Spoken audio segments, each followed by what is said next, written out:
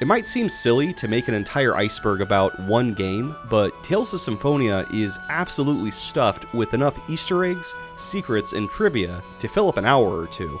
Some of these iceberg topics are obvious, some are subtle, and some are saucy. Released in 2004, this JRPG classic popularized the Tales series in the West and helped out the Nintendo GameCube, which up until that point was seriously lacking in the role-playing game department. In this video, we're going to talk about the absolutely massive amount of hidden and bonus content you could find in this already massive game. So, buckle in, because this is going to be a... Hey, Lloyd! Lloyd! What you say? Oh, that you only meant well, You little bastard!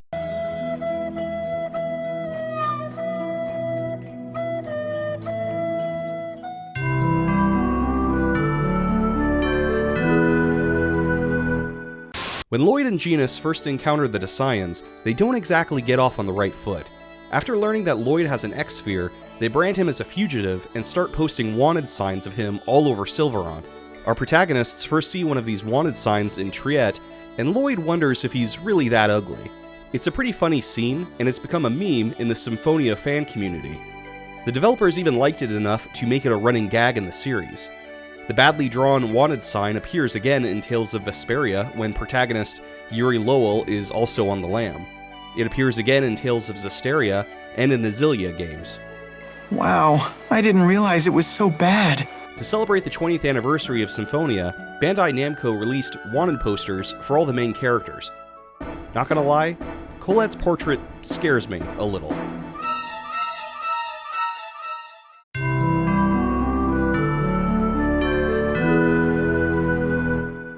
One fun thing about Tales of Symphonia is that you're given the option to choose any member in your party to be your avatar or overworld character. Meaning, if you like Sheena, for example, you could select her to be your main character and run around the game as her. A pretty significant detail that a player might go through the whole game without noticing is the fact that each character has their own unique response to different situations. Colette loves dogs, so if you're playing as her, she'll react affectionately towards any dog you speak to. Raine loves ruins and ancient artifacts, so if you check out the ruins in Triette, for example, she'll show her affection. In Chocolatte's room in Palma Costa, there's a book that quotes the Dwarven Vows, bits of wisdom that Lloyd grew up with. If he's the one reading the book, he'll react to it with embarrassment. When you first meet Sheena, she falls into a trap hole. Later, when she joins your party, if you go back to that hole, she'll comment that she still has nightmares about falling in. Hello, darkness, my old friend. There's plenty more examples of these character-specific dialogues throughout the story, and the game does a good job of not letting any opportunity for an Easter egg go to waste.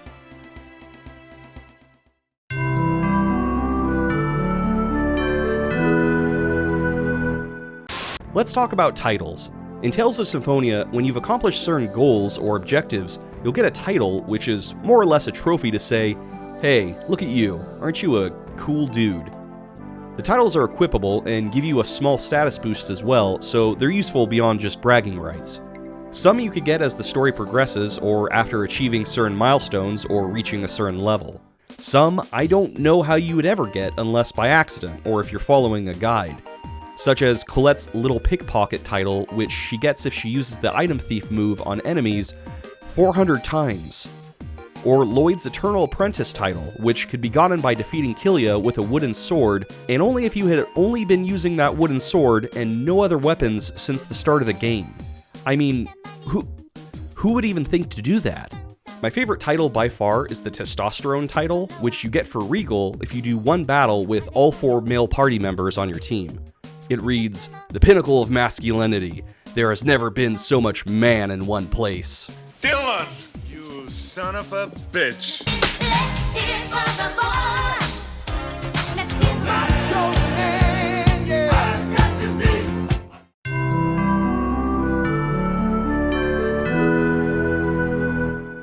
After getting captured by the Desians for the first time, Lloyd needs to break out of his jail cell by distracting the one inept guard. After that, you're pretty much free to run about the base.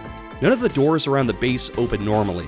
Rather, you need to solve puzzles to route power into them so that they'll open. Imagine being a Decian soldier really needing to take a piss and not being able to freeze these robots on the platforms. In the center of the base is a giant device where all the power goes to, and rerouting the power to either side of it will open different doors in that room. The keen observer might notice that this device is a giant Nintendo GameCube. It's a cute Easter egg, though it makes very little sense in the world of Symphonia. In the PlayStation 2 version, it was removed and replaced with this less fun shape. I mean, come on guys, at least make it a giant PS2 console, right? That's not the only GameCube Easter egg in the game though. In the Elemental Research Lab in Meltokio, there's an orange GameCube sitting on a desk in the background. Unlike the one in Sylvarant base, this Easter egg was actually subtle enough that the developers forgot to remove it in later versions of the game.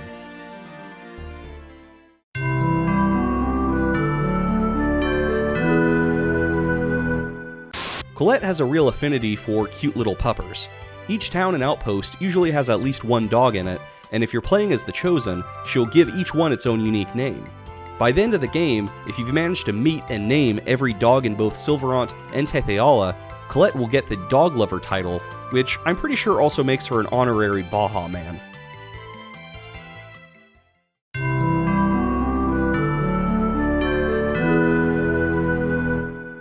Did you know that Tales of Symphonia is a multiplayer game? You might not have, because it's rarely advertised as such, but during battles, you could plug in up to 3 additional controllers and manually control the other party members. This is a really cool feature that I had no idea existed back when I first played it on the GameCube. Now if only I could find 4 friends to sit through an 80-hour RPG with me so they could play just the battles. And if only I could find a GameCube in 2024. And if only I could find 4 friends in my 30s.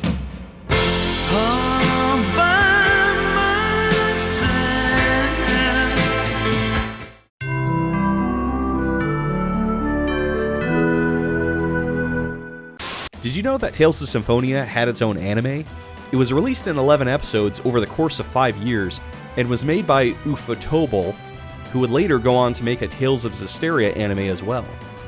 Being only 11 episodes, it naturally had to condense a lot of plot points and story arcs, since the main game is like 45 to 50 plus hours.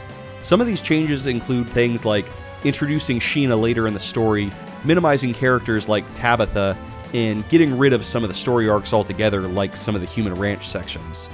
Unfortunately, the English cast didn't return for this project, so it's a Japanese-only anime. So hopefully you enjoy reading subtitles.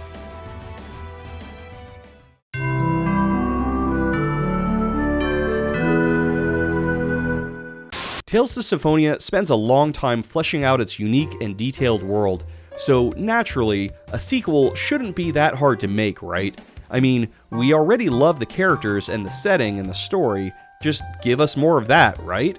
You'd have to be a bunch of stupid idiots to screw up that, right? Right? Released 5 years after Tales of Symphonia, Dawn of the New World was a Wii exclusive, although it later was bundled in the PS3 Chronicles. It takes place 2 years after the events of Symphonia, in a world where Sylvarant and Tetheala have merged together. This merging has fundamentally changed the climate, flipping deserts into frozen tundras and vice versa. To add to the chaos, the Sylvarant and Tethealans aren't really big fans of each other, and it's looking like another class-based war is a-brewing. Come on guys, did we learn nothing from the first game?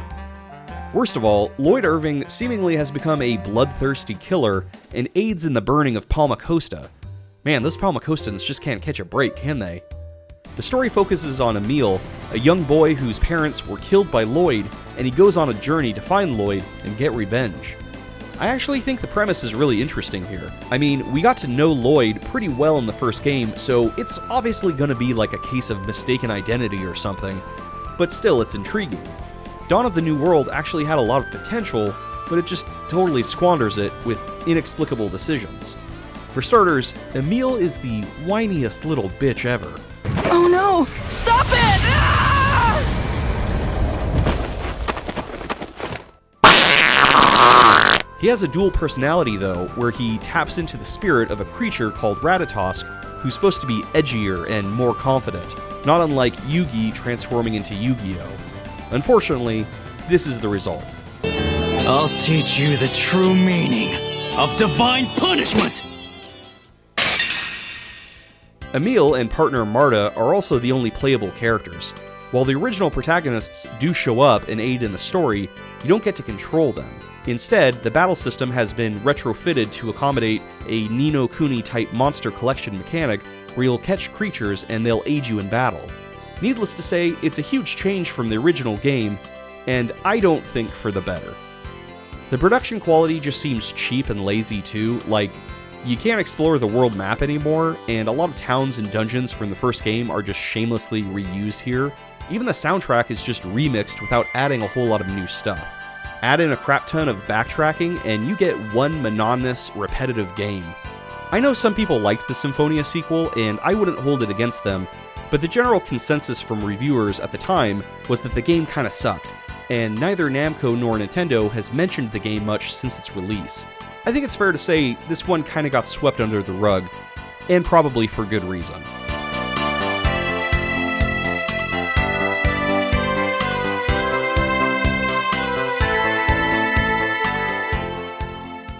You may have noticed that I'm wearing a super dope, super fly Tales of Symphonia shirt featuring Best Girl Sheena. Isn't that just the bee's knees? But maybe you'd rather have a shirt with our goofy protagonist instead. Well, bam! Here he is. If you go to my merch store using the link below, you could purchase any of these cool designs or their variations. So use the link below or in the video description to get yourself a piece of the Tales of Symphonia fashion collection. Because no one knows fashion more than anime fans.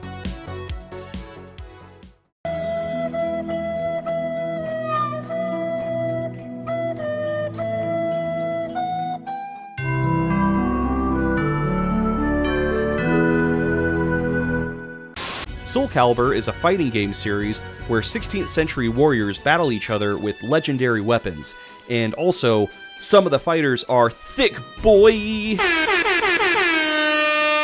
So what does this have to do with Tales of Symphonia? Well, both games were made by Namco, and Soul Calibur is known for its guest fighters, so I'm sure you could see where this is going. While the mainline titles got big cameos like The Witcher, Link, and even freaking Darth Vader, the spin-off games got a little more niche. Soul Calibur Legends was a Wii game, and it broke the formula of the series, opting to be more of an action and adventure rather than just a fighting game. Lloyd appears for some inscrutable reason to challenge the main characters, and eventually becomes playable as well. Lloyd is kinda janky looking here, and looks like he was made in Soul Calibur 3's character creator mode. He's pretty much the epitome of, we have Lloyd Irving at home. I don't know, man. It's just weird seeing him with, like, a normal adult body, rather than stubby little limbs. I mean, his Mii outfit in Smash looks more like him than this.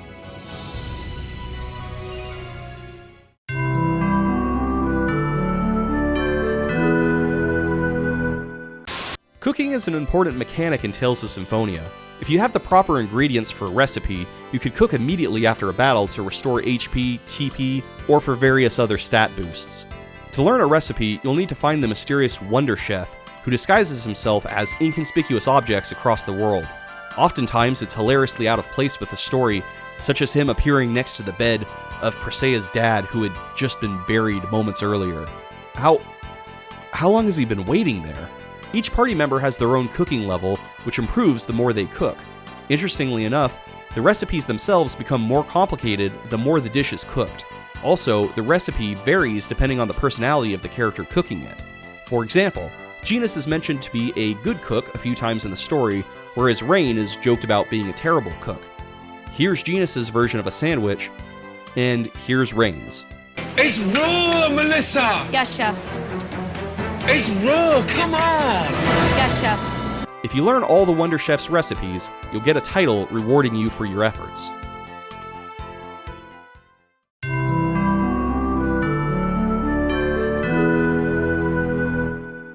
In the Toys Valley Mines, you'll encounter a Bacura, a weird flipping white block. Like Final Fantasy's Cactuar enemies, the Bacura does an attack and will give a lot of money and rewards if defeated.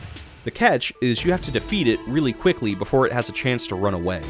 The Bacura was originally an enemy unit from the 8-bit Atari game Xevious, which was produced by Namco.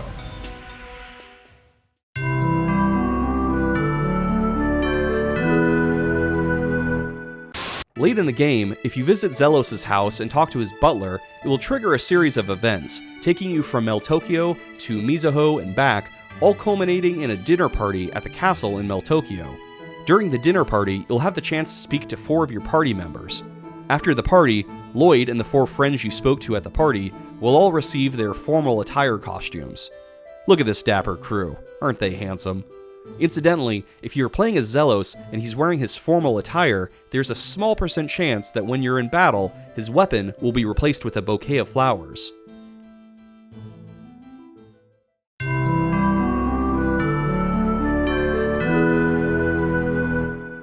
Late in the game, Kuchinawa, a ninja from Mizuho, will challenge Sheena to a duel. This will prompt a completely optional fight. It's one-on-one, so you'd better make sure Sheena is well equipped. If she wins, Kuchinawa will try to commit seppuku because he's a little bitch, but Lloyd and Sheena will talk him out of it. Oh, my life! Michael, what's wrong? Everything's wrong! The stress of my modern office has caused me to go into a depression. Depression? Isn't that just a fancy word for feeling bummed out? Dwight, you ignorant slut!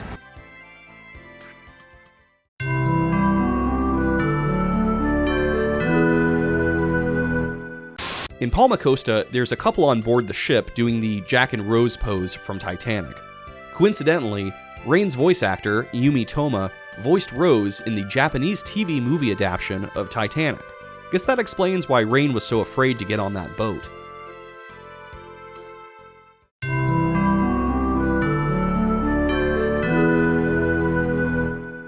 While Tales of Symphonia was a hit in the US, it didn't do quite as well as the developers had hoped for in Japan.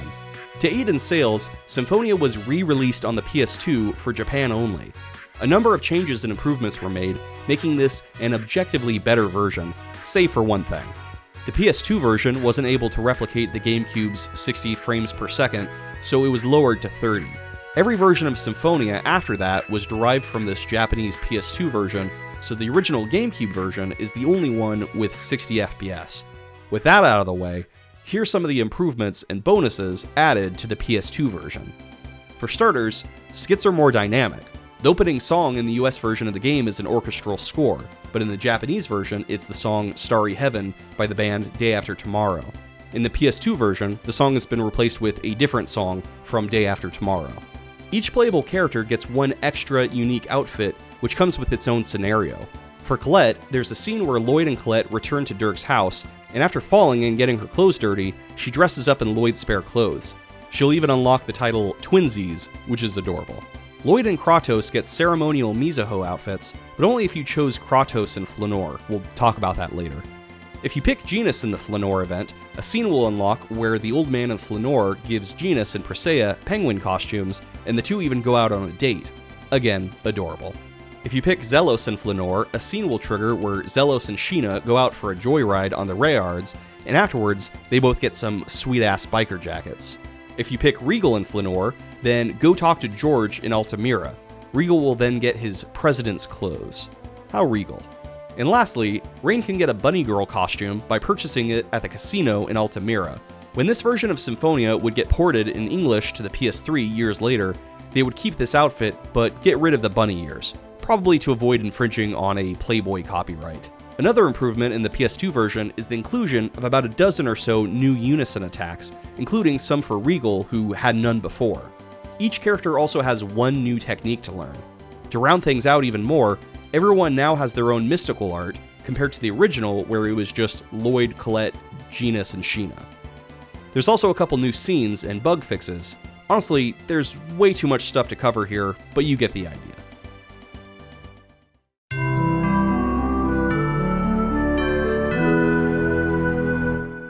The desert town of Triette is an important location in the Symphonia story. It's where Lloyd and Genus meet back up with Colette and the rest of the group. It's where you fight the summon spirit Ifrit, and most importantly, it's where you get to play games with a bunch of middle-aged men. When you approach this middle-aged man in Triette, who's not given a name, he's just middle-aged man, he tells you about the Uncle game, where a parade of similar-looking guys with dad bods walk past you, and you have to remember which one of them walked by in which order.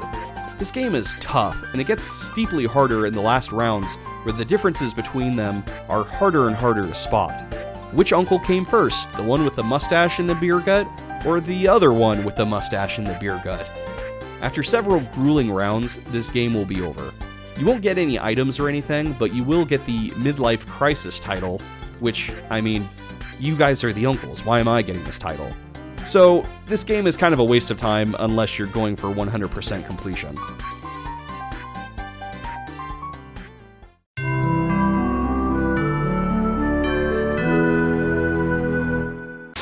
Tales of Vesperia follows protagonist Yuri Lowell and friends as they run through a chain of fetch quests that eventually turns into a story 40 hours in. A barrier Blastia? Oh yeah! They were protecting the world from the Autophagos! I actually covered the entire game in a retrospective already, by the way, that's been criminally underviewed. Seriously, guys, go watch it. I dress up like Yuri, it's so sexy. It's freaking wig is so itchy. Oh my god. The endgame secret dungeon is called the Labyrinth of Memories, and rather than a fun labyrinth with the singing Muppets and Bowie balls, it instead is full of deadly challenges in the form of pretty much every boss you fought during the main story. The final boss at the end of the dungeon is called the Traitor of Heaven, who looks an awful lot like this Kratos guy we've come to know pretty well. I really like his glow up in this game. This more anatomically correct but still cartoony looking model is great. If you beat him, he'll give you an item that you need to unlock the final Coliseum challenge, the 200-man melee. Kratos will appear again as the final challenger to really test your abilities. Better start grinding because unless you're level 99, you won't stand a chance.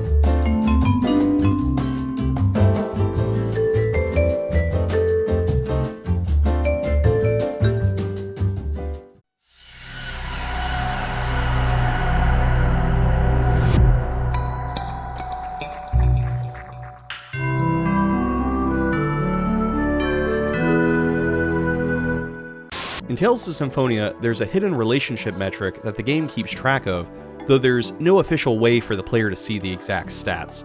Throughout the game, you'll have opportunities to bond with your party members, and depending on your choices, that bond will either strengthen or weaken. The strength of these bonds plays a major role in a scene near the end of the game, which we'll get into later. While the game is a bit enigmatic about the relationship stats, it does offer hints via the fortune teller in Triette. As Lloyd, you could ask her what your friends think of you. Her response will give you a general idea of how your relationship with that character is going. Interestingly, early on in the game, if you ask about Kratos, she'll give a vague reading as he's still a pretty mysterious character at the time.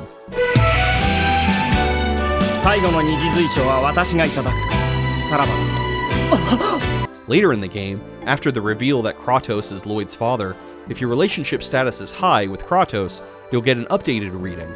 She'll basically say that their bond is strong, almost like a father and son. You are my dad. You're my dad! Wookie, wookie, wookie! Take this! Sonic Thrust! Sonic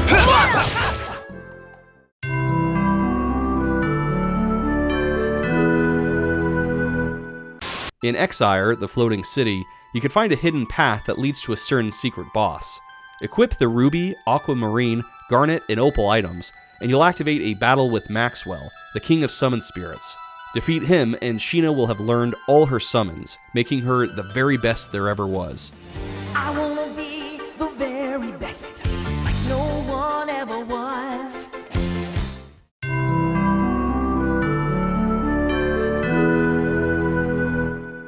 When you reach Flanor pretty late in the game, there's a scene at the inn where you'll need to make a crucial decision. You'll get an opportunity to talk to one of your party members, and the impact of your decision will affect the rest of the game. You can't just talk to any party member though.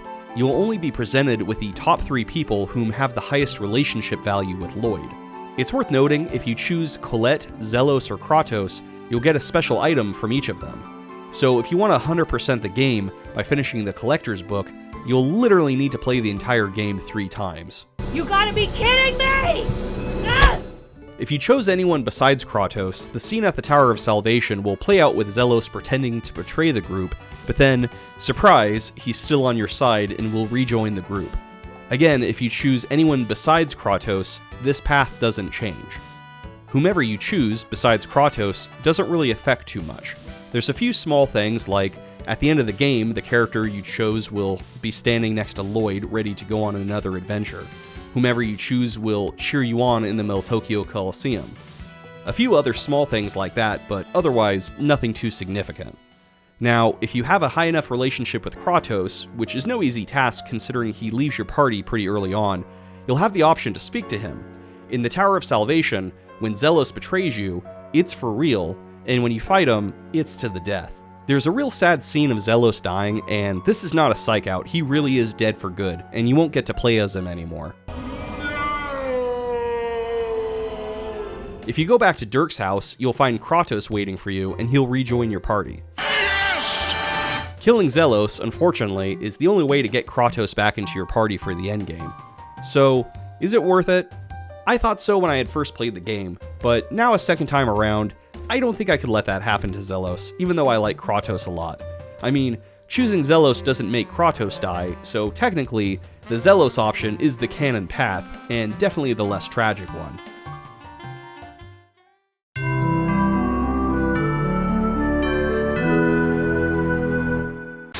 After the city of Luin is destroyed by the Desians, Pietro, a citizen that you help along your journey, decides he's going to make it his mission to rebuild Luin from scratch. By giving him donations, he'll gradually rebuild the town. It takes 15 payments and a whopping total of 485,500 gold, but it's worth it to have an entire town indebted to you. Plus, you could get access to one of the best weapon shops in the game. Wait, 40,000 gold for a paper fan? You mean you're not just gonna give it to me for free? I funded this entire store, you ungrateful sons of bitches.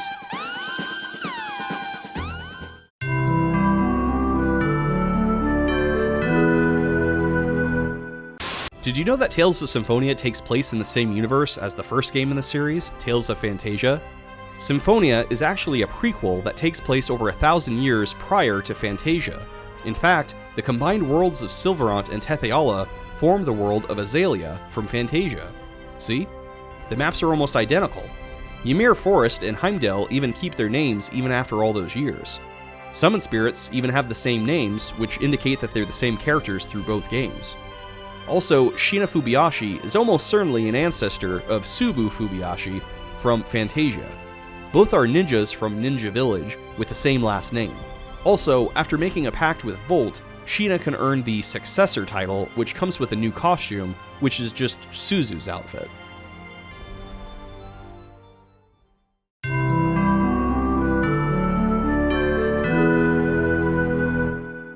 Tales of Symphonia is a huge game with a ton of side quests, and naturally, you might go through the whole game without ever finding some of them.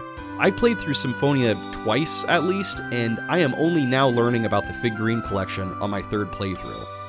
After shutting down the Asgard Human Ranch, if you go back to Asgard and talk to this villager, she'll give you the figurine book, which is the first thing you'll need to get started in the wonderful world of figurine collecting. Now that you've got your figurine book, I bet you're ready to collect some figurines, huh?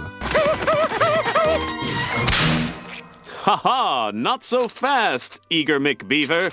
There's 4 types of pellets you need for crafting figurines. Regular pellets, fine pellets, super pellets, and rare pellets. These are dropped by monsters but could also be stolen by Colette, who, despite her innocent appearance, is an unapologetic kleptomaniac. Bring the pellets back to Lloyd's dad, Dirk, and he'll craft you a figurine at random. There's more than 280 figures to collect, and most of them won't be available till the end of the game when you've met all the characters the figurines are based on. Once you've collected them all, you could go back to the woman in Asgard and get the Figurine Collector title.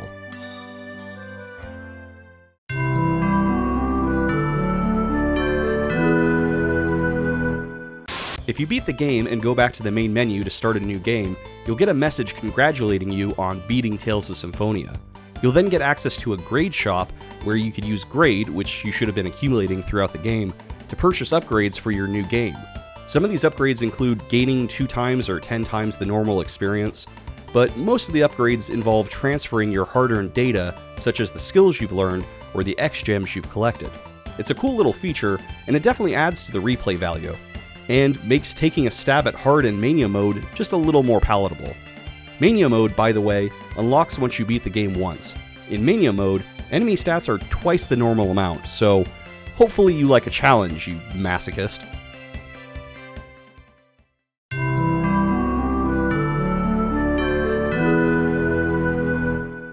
In the final party match of the Meltokio Coliseum, you'll fight 3 unique challengers that may look familiar. Garr, Meredy, and Farah are all from previous Tales games. Garr is from Tales of Destiny, while Meredy and Farah are from Destiny 2 or Tales of Eternia in the US release. These 3 are one of the hardest boss battles in the game, but if you could beat them, you'll get a whopping 50,000 gold and some cool items. Ruti, another protagonist from Tales of Destiny, was also supposed to be included in this fight, but her inclusion was scrapped. Interestingly, the character model for Ruti still exists in the game's files.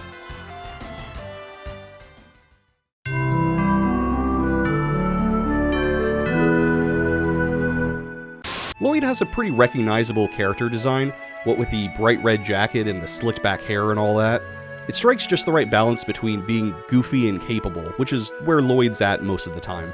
In the Japanese exclusive Tales of Symphonia Illustrations art book, there's some sketches of an early draft of Lloyd where he looks pretty different.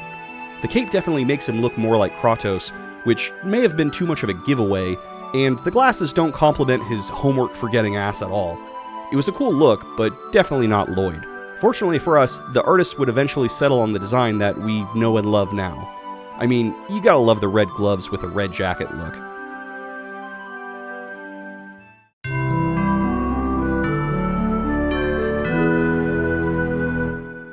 Remember that scene in Haima when Kratos cuts the ring off Yuan's finger? If you go back to Haima very late in the game, you'll find Yuan there looking for his ring. This leads to a side quest to help him find it. You eventually find his keepsake and give it back to him, and it's revealed that, before she died, the goddess Martel and Yuan were engaged, thus the Y and M engraved on the ring. So romantic. Guess Yuan's not so bad after all.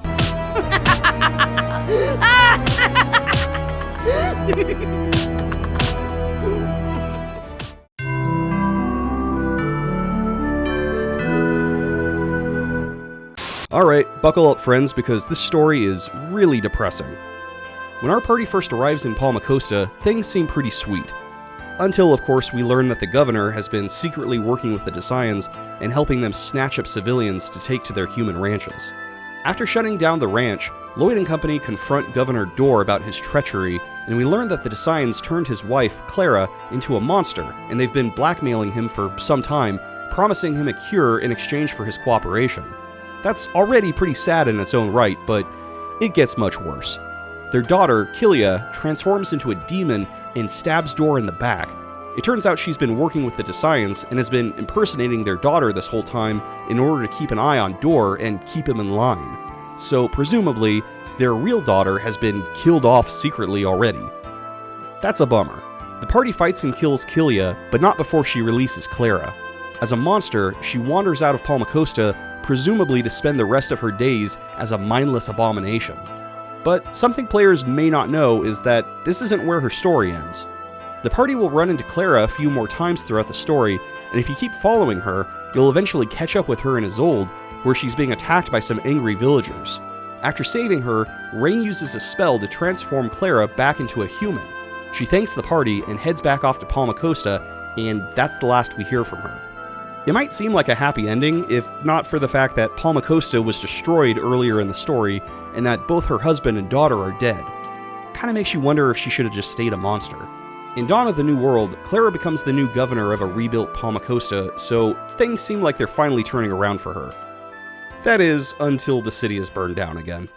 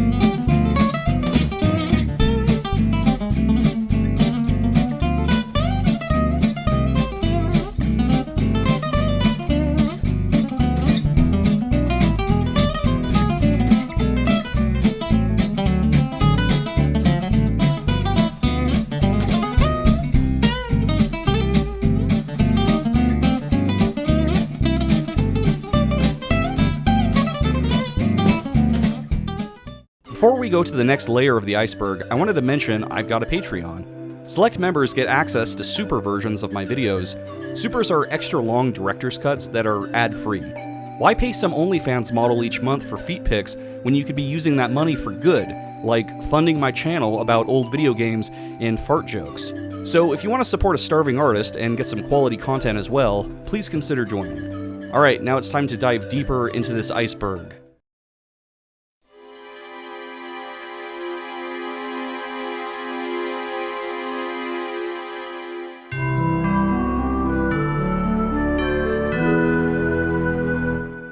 After destroying the first Bacura, if you investigate its remains, you'll find an item called the Evil Eye, which is one of the 9 Devil's Arm weapons found throughout the game.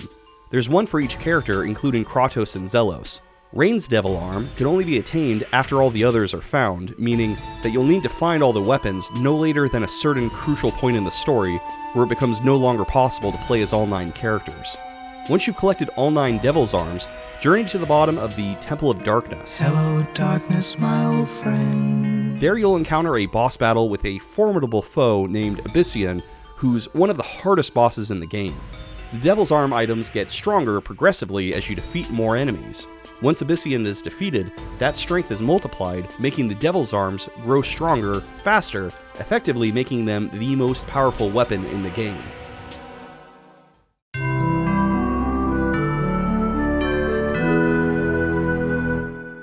Cats. Furry little friends that make for great meme content. Whether they're knocking our dead mother's urn off the mantle, or getting their heads stuck in the middle of some bread, cats truly can get away with just about anything. So, in the world of Sylvarant, where racism runs rampant, whether it's half-elves hating on humans or humans hating on half-elves, what can one do to avoid persecution? Dress up like a cat, of course. Cats are a race of like half-human, half-cat people that travel all over both Sylvarant and Tepeola. You can pay them to go on explorations for you, and they'll report back how many items or treasure chests you may have missed in certain regions. Their main purpose, however, is comic relief, though, personally, I find them more weird and off-putting than funny.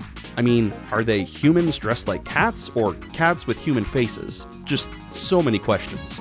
Anyways, pretty late in the game, you'll be able to fly over to the well-hidden Katz Village, which is exactly what it sounds like.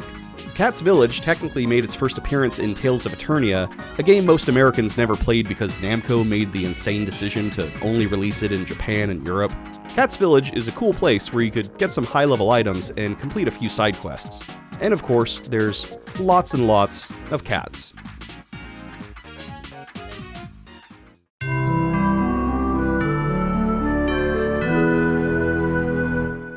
In the mines near Osa Trail, shortly after you meet Sheena for the first time, you'll run into a sword dancer, a giant spooky skeleton boss who's almost impossible to beat at that stage in the game. You'll probably want to come back and fight him when you're a higher level, but don't wait too long. For some reason, once you get to Haima, you no longer get the option to fight him anymore, something I wish I had known. Later on, you could fight the even more powerful Sword Dancer 2 in the Garachia Forest. The third and final Sword Dancer could be found in Azalea Forest after you've regained access to Sylvarant. If you could beat the hardest skeleton around, you'll get the Kusanagi sword, Lloyd's second best weapon in the game.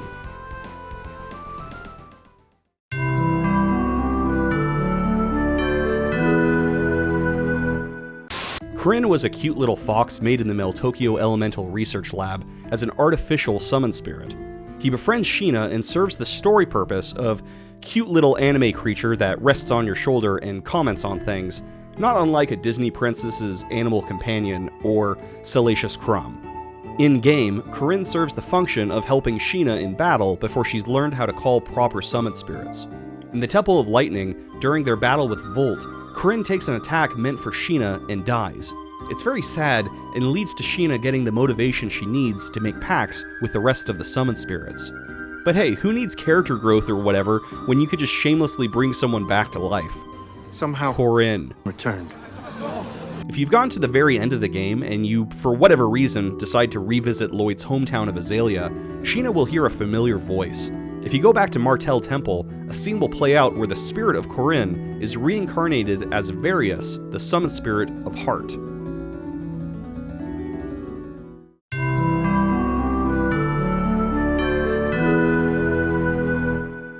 In the Tales games, there's moves called Mystic Arts, which are the secret final techniques your characters can learn.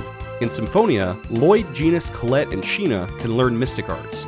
The rest of the party gets their own in the PS2 version of the game. Lloyd's Mystic Art is the Falcon's Crest, where he takes his 2 swords and turns them into one giant sword for a deadly attack. Personally, I prefer the Japanese title for this move, the Tensho Shouhuzen, which translates to Imperial Soaring Blue Destructive Slash. Really rolls off the tongue. Genis' Mystic Art, Indignation Judgment, was a move originally from Tales of Destiny 2. It starts off with several lightning attacks, followed by a giant sword striking down. Colette's Mystic Art, Holy Judgment, both heals your party and attacks enemies with rays of light. And Sheena's summons are technically considered her Mystic Arts.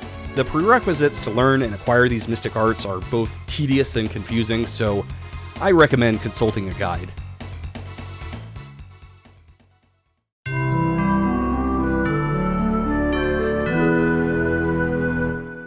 We've talked a little about Symphonia characters appearing in other games, but now I'd like to cover some of the even more obscure cameos and crossovers, because if you're still watching this long into the video, then you clearly want it. Tales of the World Narakiri Dungeon 3 featured Lloyd, Colette, and pretty much all the other main characters. And I think it was the first time a Symphonia character made an appearance in another game, since this only came out a little over a year after Symphonia's Japanese release. The story is basically that all the Tales games took place a long time ago and are read about in history books. 2 kids that love the Tales legends use a time machine to go back and revisit all the timelines. But some bad guys are trying to disrupt the space-time continuum or whatever. Basically, this game is Bill and Ted's Excellent Adventure, but instead of meeting Napoleon and Socrates, it's Cress Albane and the Tube Top Boy from the game nobody played. I haven't played this one, as I can't read Japanese, but it looks like the battle system from the older Tales games is pretty much here, with some dungeon crawling stuff too. Tales of Fandom version 2 is the PS2 sequel to Tales of Fandom version 1 on the PS1. I don't think I said that in a confusing way. These games were released as pure fan service, with the whole game revolving around Tales characters having skits with each other, with very little if any actual gameplay. It's like a bonus disc more than an actual game. It's Japanese only, but it looks like some people have made an attempt to translate it. Next is Tales of the World Radiant Mythology. This game, I believe, was the only Tales spin-off game they bothered to translate into English, so huzzah for us. I actually bought this one for my PSP just so I could have it for my budding Tales collection. Spoiler alert, it's not really worth the money. Aww. Lloyd, Genis, Raine, and Kratos appear in this one as visitors from another world that have come to the protagonist's world to help save it from an evil being called the Devourer, who is eating worlds, thus forcing characters from different Tales games to coalesce, which of course is the whole reason for the game to exist. The gameplay on this one is interesting. It plays out like a dungeon crawler, but also like an MMORPG, but without other human players. If you liked the Etrian Odyssey games, you'd probably like this one. I didn't, so I don't. But still, it's cool seeing Lloyd and half the gang back together again, doing battles against Wittershim. I did like that the game has a character creator mode. That's always a huge plus for me. And also the battle system upgraded to something more akin to Symphonia's. So if you like dungeon crawlers and don't mind a dumb story and kinda repetitive gameplay, this game might be worth picking up. The Symphonia characters are also playable in Radiant Mythology 2 and 3, which were Japanese exclusive games. Honestly, there is such a bafflingly weird lack of information available about these titles. Even the fan-made English patch for the games only translates menu text but not any of the characters' dialogue. Since there's barely any info about the games on the internet wikis, there's really not a whole lot I could say about these ones. If you've ever played them, and or you speak Japanese, please leave me a comment and fill us all in on what we're missing. Tales of Verse is a straight-up Smash Bros. Clone, but with Tales characters. Can't really say that's a bad idea, honestly. The story is basically that the world is drained of its resources, but there's a great seed that could feed and provide for one nation's worth of people. So the 4 nations of the world hold a fighting competition to see who will get the seed, while the other nations all die of famine. Geez, that's dark. Lloyd, Colette, Kratos, and Presea are all playable fighters. And maybe it's just me, but I can't stand how little everyone's arms are in this game. They've got like little T-Rex arms, and it bugs me. Tales of the Heroes Twin Brave may sound like a generic iPhone game but it is in fact an actual PSP title. This one is just a Dynasty Warriors clone with Tales characters, those Tales characters being Lloyd and Zelos. Personally, the only other game type I dislike more than dungeon crawlers are Dynasty Warrior type games, so this one's not for me. Finally, Symphonia characters have appeared in a bunch of Japanese exclusive mobile games. I'll only gloss over these ones because, well, Japanese exclusive, and also being mobile games, they're probably shovelware, so I don't want to spend too much time on them. Tales of the World Tactics Union is a strategy game that somehow also got a 3DS adaptation. Tales of Vesperia, a bullshit gacha game. Tales of the Rays features some Symphonia characters as well. This could probably be compared to Radiant Mythology, as it's a simple dungeon crawler with the traditional Tales battle system, but adds in some mobile gacha bullshit as well. Tales of Quiz is exactly what it sounds like. And finally, Tales of Wonder Casino, which I could find absolutely no footage of whatsoever. If you happen to know of any other Symphonia cameos that I missed, let me know in the comments.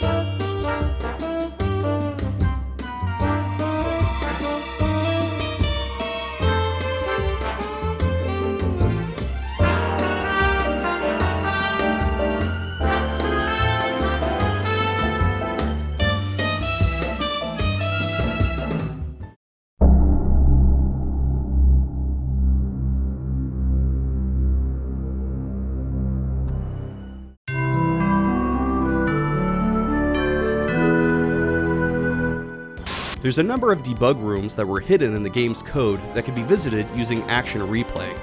For those not familiar, a debug room is a room full of little French bugs. Also, it's where developers will test various features and events in the game to make sure they're working before releasing it in the final build. The second debug room is particularly interesting as it allows you to load in whatever character model that exists within the game, and you can even load animations into them as well. There's also an option to load every skit in the game, change your character's stats, fight certain bosses, and a ton of other cool stuff.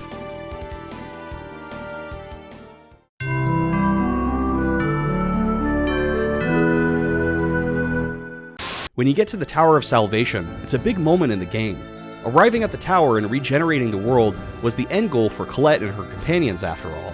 Once inside, Remiel, an angel who had been giving guidance to the party up until that point, reveals that he is in fact not Colette's dad, but a villain. You are not!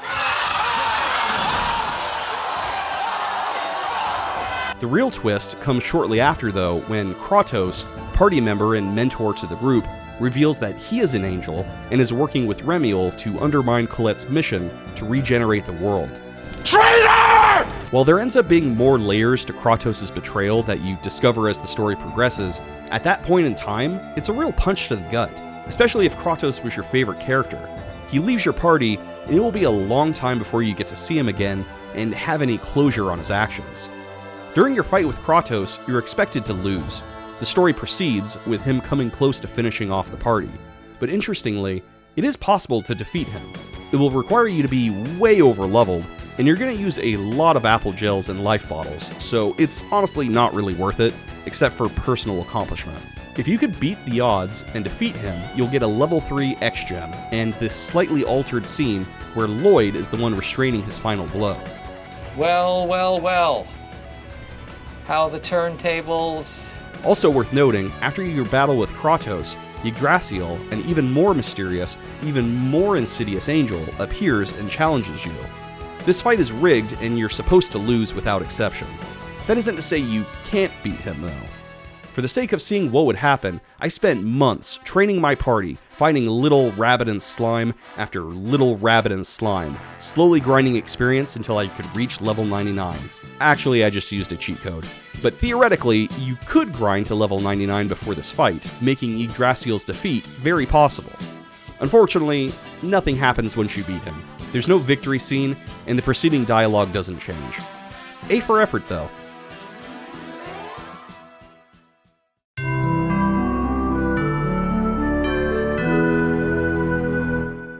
The title screen for Tales of Symphonia seems innocent enough. A forest scene with some trees and a gentle stream. Not much to see here, right? Well, if you move the camera outside its boundaries, you'll discover something a little disturbing. That's right, Lloyd, our main protagonist, has just been standing behind this tree, staring at you this entire time. Why is he there? And why does he only appear on disc 2? We may never know. Perhaps you may be able to help solve a mystery.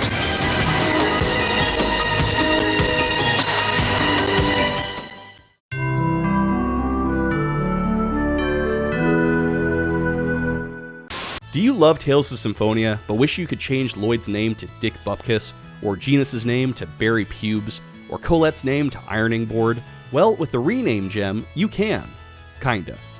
Found exclusively in the Japanese version of the game, so forgive me if there's not a ton of footage to work with here, there's a hidden item found in the forest on the world map outside of Zold. The rename gem lets you rename all the main characters, not unlike the secret option in Golden Sun or many other RPGs of the time. Sadly, it was removed in the English version of the game, likely due to the Tales developers not wanting to go through the effort of fixing any mistakes that arise in the text boxes for names that don't fit within the given parameters. It's a shame because I would have loved this feature. When I was a kid, I used to rename the female characters after my crushes, so Colette probably would have been renamed Jenny from First Period Band Class. Jenny, no! Interestingly, the rename gem does still exist in the English game's files and can be retrieved using Action Replay. You can only input a 6-letter name, so if you tried renaming Colette, she'll never get her original name back because now the extra digits are locked off. So enjoy playing with Colette, you weirdos.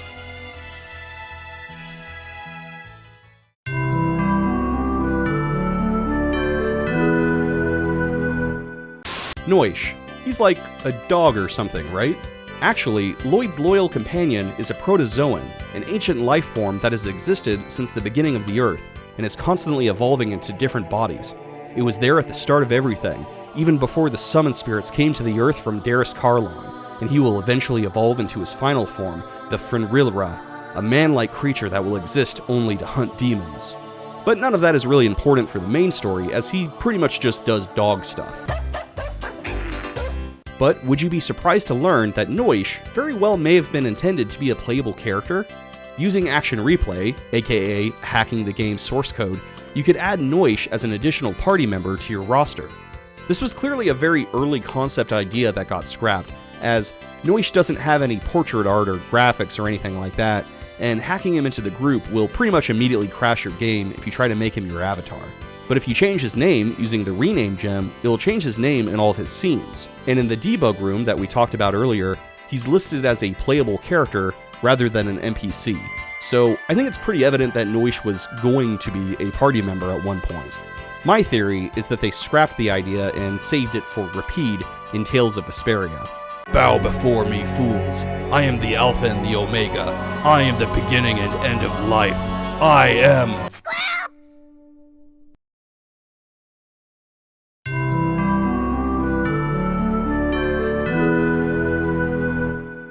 At the very end of the game, you'll have access to the final secret bonus dungeon. In the Sybeck library, you'll find an ominous black book. When you open it, you discover that it's a portal to Niflheim, the underworld. In the final dungeon, you'll have to find your way through 15 randomly generated maps, all while the clock is ticking down. At the end of the maze, you'll fight the Hell Knight and Living Armor, both super tough bosses. In the PS3 version, Tales of Symphonia Chronicles, this difficulty is taken up a notch, with 5 more maps added to the underworld. The new final boss requires you to take on Kratos, Yuan, and Mythos, all at the same time. Afterwards, you'll be transported back out of the cursed book, and you'll be given the option to destroy it. Destroy it! No. Well, that about covers everything. If you know of any other Easter eggs or bits of trivia that you think should have made the list, let me know in the comments. I'm currently working on some more Tales of Symphonia content, so if you want to see more videos like this, then hit the subscribe button. I want to thank you all for watching, and hope this video has inspired some of you to play or replay this timeless RPG. Please make sure to subscribe to Westos Games and join my Patreon for bonus stuff. Special thanks to Kier's Curse, Chaz Pazenko, Bosick, and Jilly Mays. You guys rock. See you on the next video.